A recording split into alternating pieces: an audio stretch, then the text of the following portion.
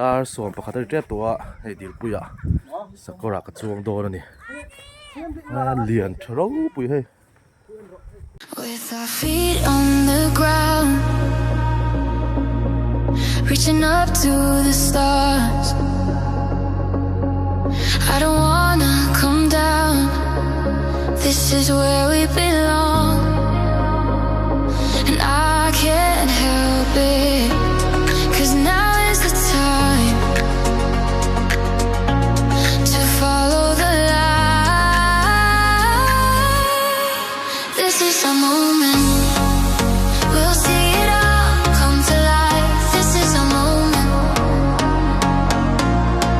this is a moment, we'll see it all come to life. This is a moment.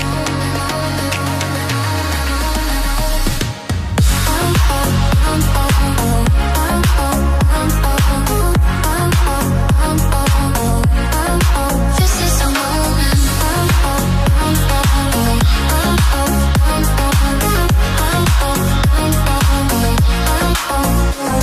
If the world comes down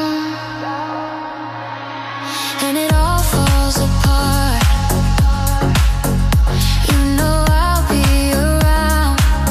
You are my guiding star, and I can't help it, 'cause now is the time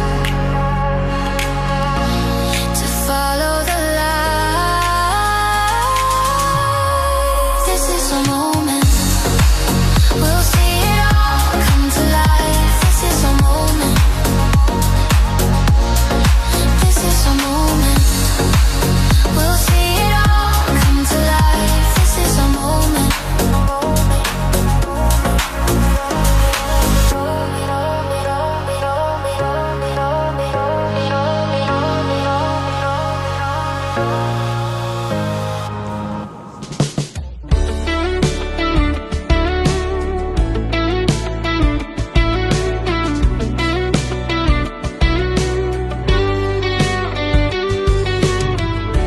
Kung solo vi rual du kan tong rual pui matiang hun bolo rengi hun le ni her liam le tri mangai na le du sakta sia kin la lo ma ila kalan trinจะเสียtin re to siat pui ve si lo hian ro so mangai lo feel big lo tin ne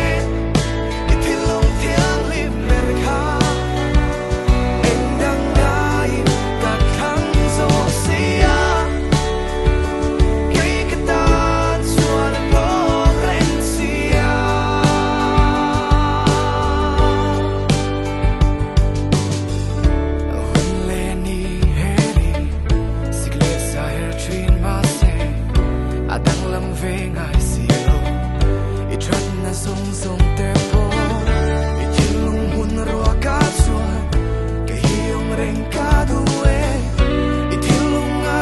Ghiền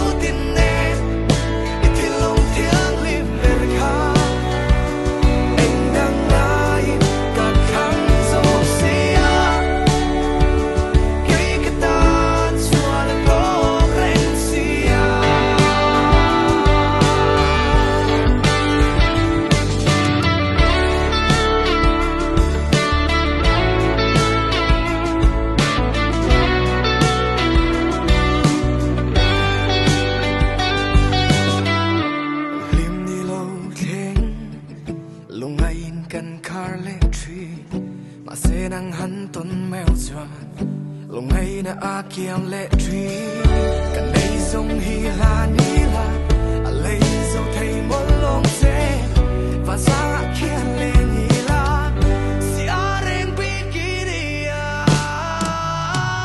no so mangai lo feel big lo tin ne it feel long tiang lim mer kha en dang nai kan khang zo sia ke tan suan